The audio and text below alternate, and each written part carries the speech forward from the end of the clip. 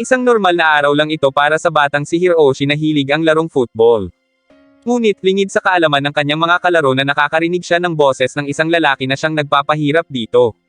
Maya-maya pa ay tiningnan na ni Hiroshi ang bulletin kung saan nakapaskil ang kanyang magiging bagong section at iyon ay ang Silid 5-3.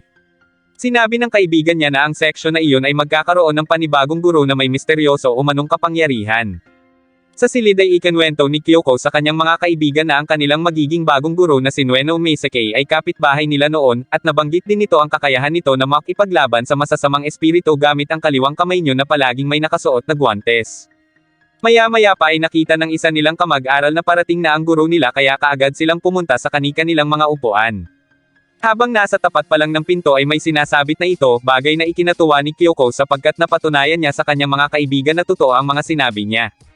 Ngunit dahil may pagkamaloko ang guro, sa halip na matakot ay natawa pa ang mga estudyante.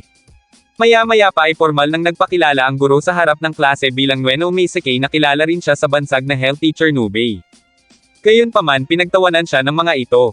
Habang nagtatawanan ay biglang tumayo ang isang bata para itanong kung nakapagtataboy ba talaga si Nubei ng masamang espiritu sapagkat ihihingi umano niya ng tulong ang kanyang manika na sa palagay niya ay sinapian dahil humahaba ang buhok nito tuwing gabi. Sinubukan ni Nubei na paalisin ang masamang espiritu ng manika sa harap ng klase pero sa halip ay nakalbo lang ito, bagay na ikinainis ni Hiroshi at sinabing huwag silang linlanggan at biguin ni Nubei. Tumakbo palabas si Hiroshi at naupo sa hagdan habang inis na inis pa rin, nang bigla na naman itong marinig ang boses ng lalaki at pagkatapos ay nanikip na naman ang kanyang dibdib dahilan para mahulog siya sa hagdan. Agad siyang pinuntahan ni Nubei at doon na siya sinimulang tulungan ng guro. Gamit ang Spirit Crystal ay nakita ni Nubei kung saan naroon ang masamang espiritu sa katawan ni Hiroshi pero tumanggi ang bata sa tulong ni Nubei at sinabing paaalisin niya na lang iyon mag-isa sa katawan niya. Ayon kay Nubei, sinapian si Hiroshi ng nilalang na tinatawag na Komori, isang demonyo na lumalamon sa isip at puso ng isang tao. Dahil doon ay si Kyoko na ang nakiusap kay Nubei para matulungan si Hiroshi nang sa gayon ay makapaglaro na muli ito ng maayos. Habang naglalaro ng football ay mapapansin na hindi makapag-focus si Hiroshi dahil sa Komori na nasa likuran nito na siyang nagpapahirap sa kanya sa pamamagitan ng pagpisil sa kanyang puso. Nakita iyon ni Nubei kaya pagkatapos ng laro ay pinuntahan niya ang bata at sinabing hayaan ito na makatulong siya. Nung una ay tumanggi pa si Hiroshi pero nang alisin na ni Nubei ang guwantes ng kaliwa niyang kamay na may Oni no Tei ay napapayag na niya ang bata. Dahil doon ay agad na nilang sinimulan ang pagpapaalis sa masamang espiritu. Hindi nagtagal ay lumabas na iyon sa katawan ni Hiroshi pero bago pa man iyon lumipat kay Kyoko ay pinigilan na agad ito ni Nubei kaya siya ang nasakmal nito. Gayunpaman, nasupil pa rin naman ni Nubei ang masamang espiritu sa pamamagitan ng Oni no Tei.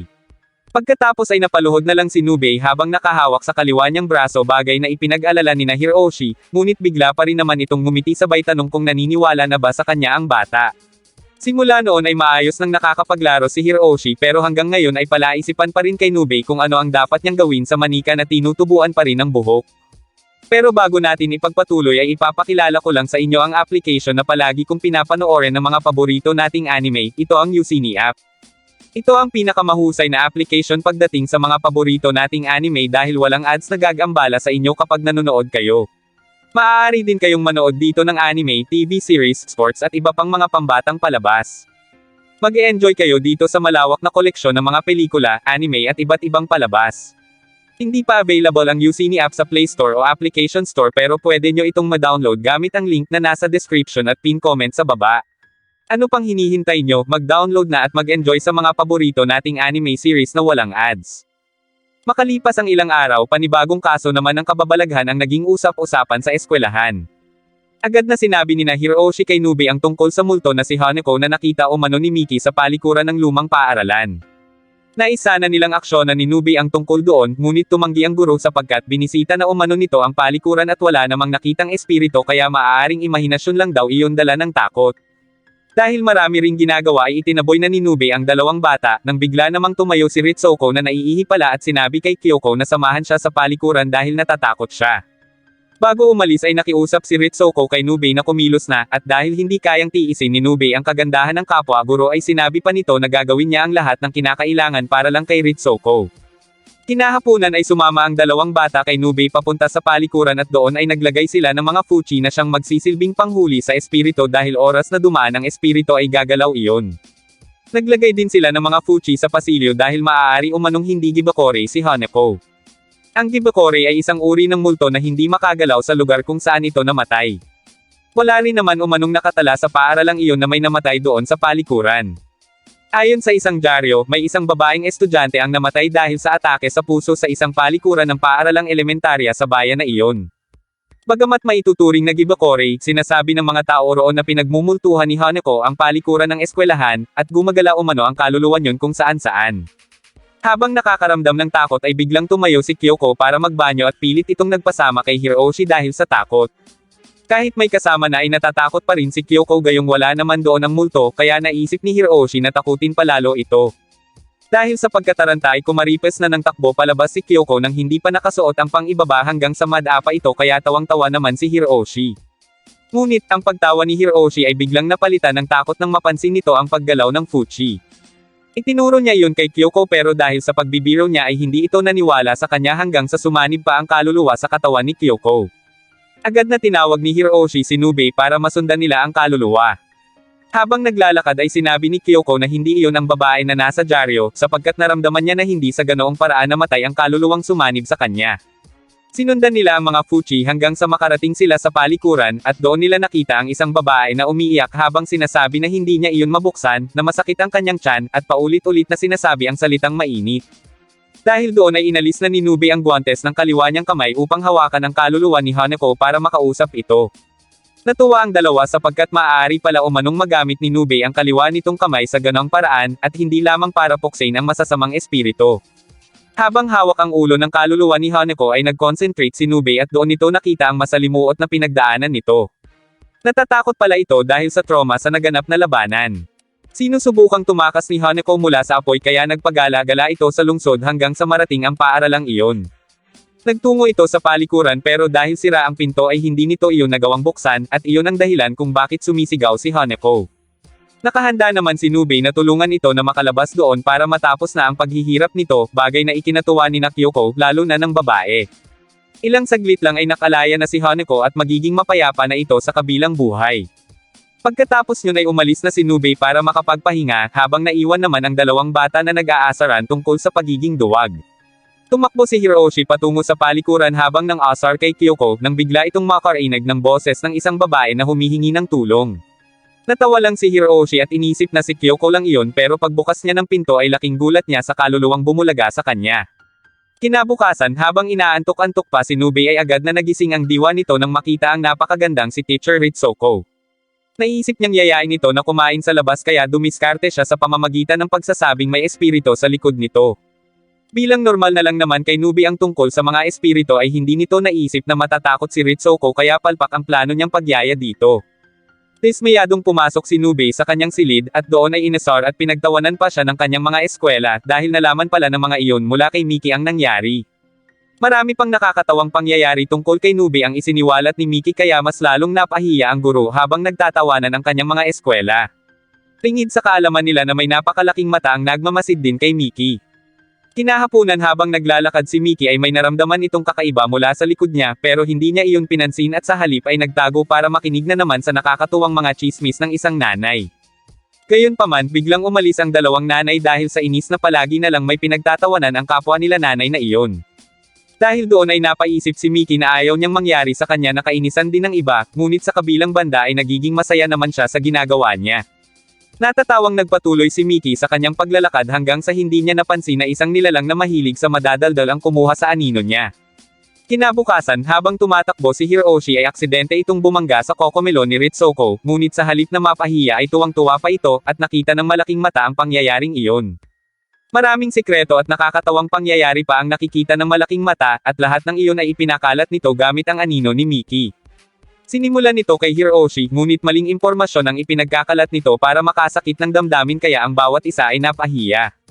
Sa silid-aralan ay ipinahayag nila ang pagkainis nila kay Miki pero mariin yung itinanggi ng babae dahil wala naman itong kaalam-alam sa ginawa sa kanya ng malaking mata. Dumating na si Nubei sa silid at doon ay hiningi ni Miki ang tulong nito, ngunit sa halip ay pinagsabihan niya ito na masama ang magkalat ng nakakatawang pangyayari at mga sekreto ng iba. Dahil doon ay nakaramdam ng kahihiyan si Miki kaya umalis ito habang umiiyak. Gayunpaman, naisip nito na baka may nagpapanggap na siya, at baka iyon umano ang nagpapakalat ng kasiraan o kahihiyan ng iba kaya kumilos siya upang malaman kung sino iyon. Habang naglalakad ang magkakaklase ay muli silang tinawag ng anino ni Mickey upang magkwento na naman ang kahihiyan ng iba kaya napagdesisyonan ng mga ito na huwag na iyong pansinin. Doon na inalis ni Mickey ang kanyang balat kayo upang patunayan na hindi siya ang nagpapakalat ng tsismis.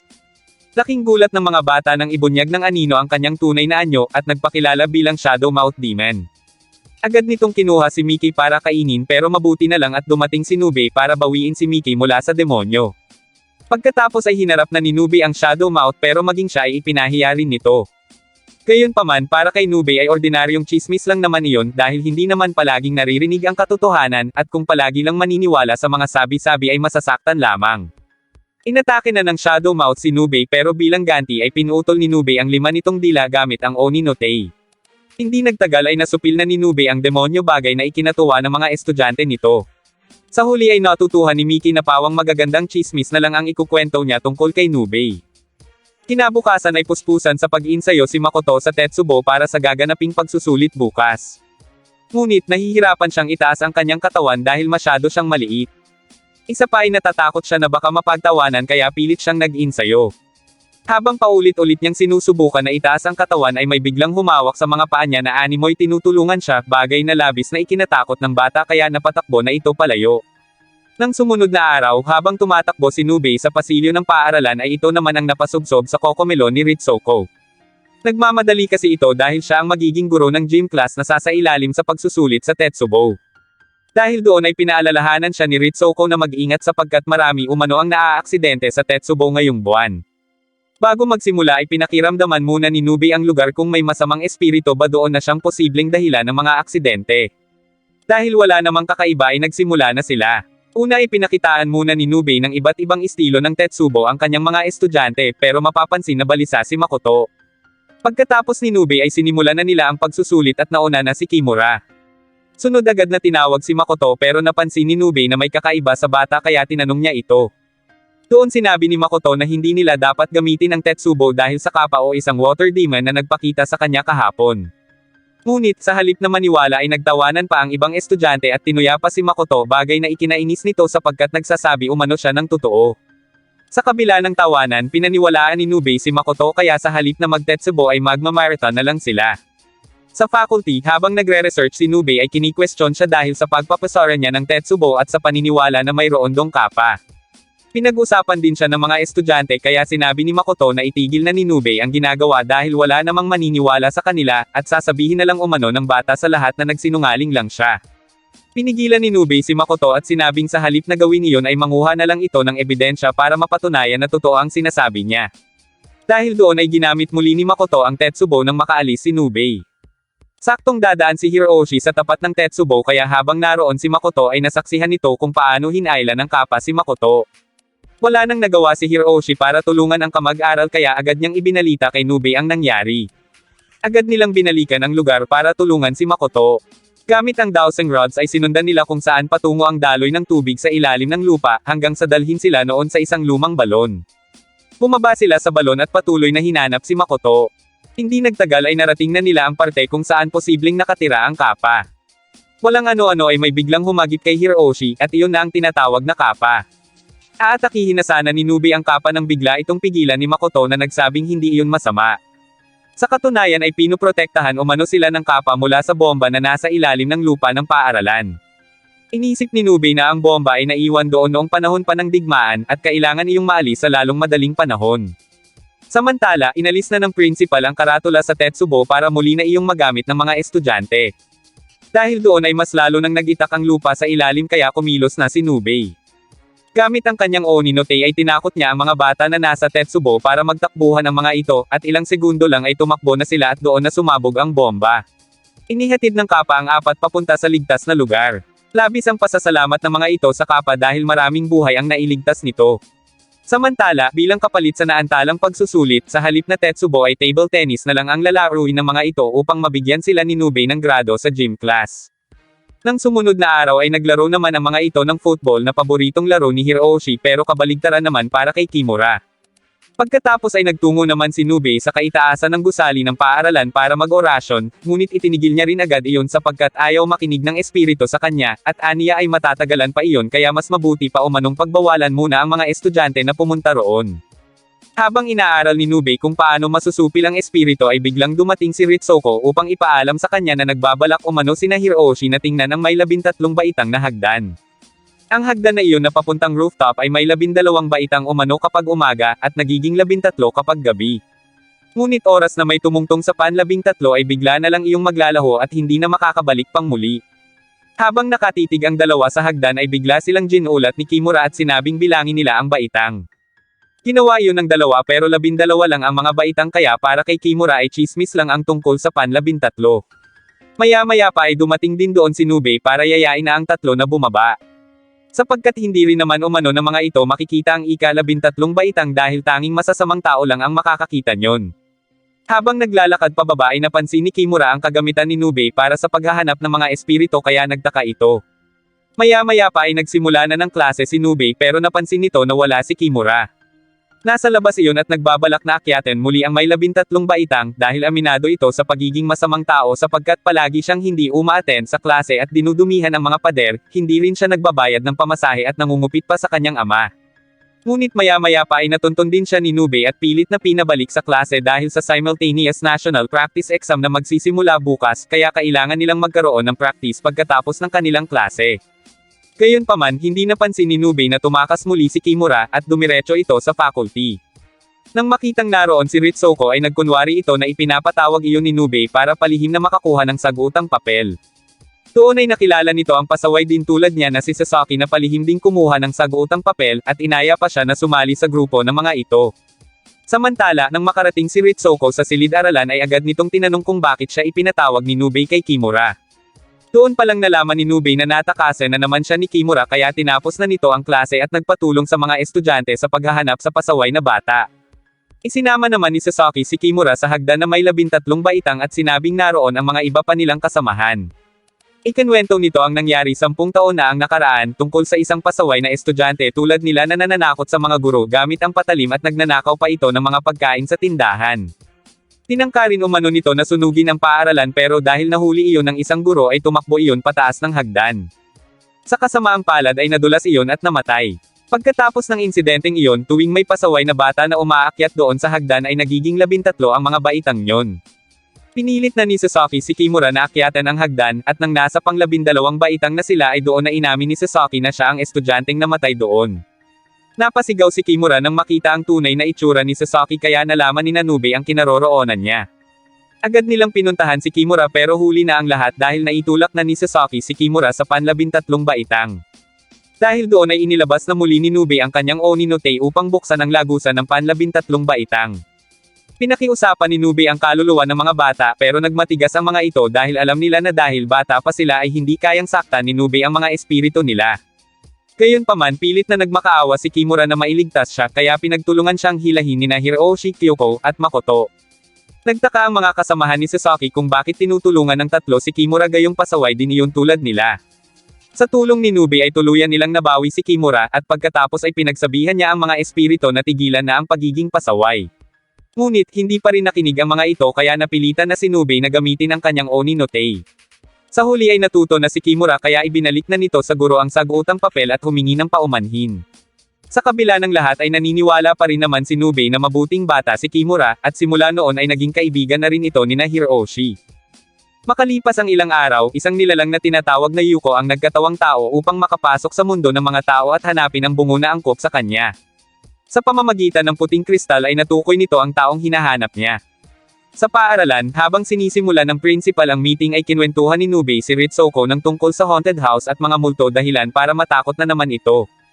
Nagalit ang dalaga at hinabol si Nubei hanggang sa biglang bumangga si Ritsuko sa dibdib ng gwapong lalaki na bagong guro pala doon.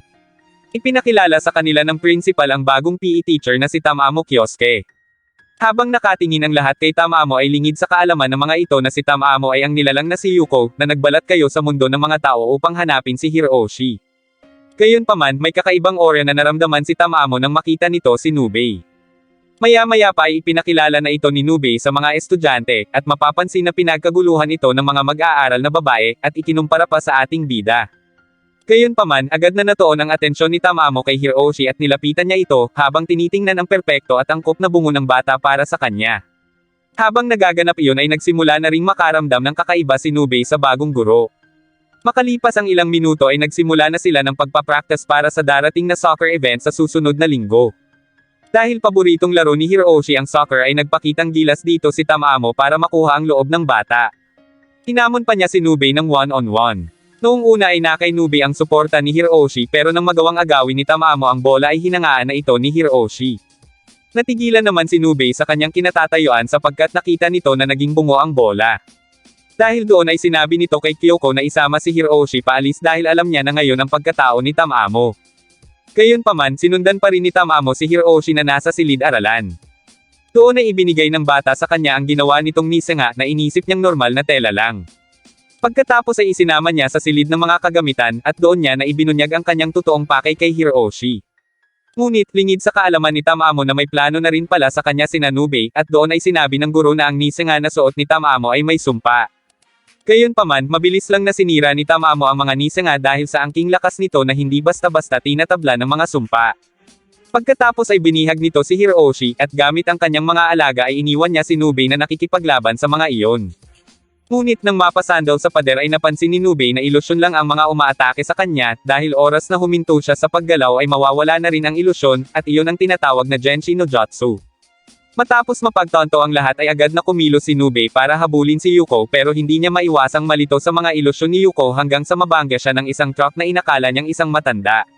Gayunpaman, nagpatuloy pa rin si Nubei para sundan si Yuko at doon ay ginamit niya na ang kanyang Oni no Take ngunit, sa huli ay nagawa siyang patumbahin ng napakalakas na si Yuko at pagkatapos ay tinangay muli si Hiroshi paalis.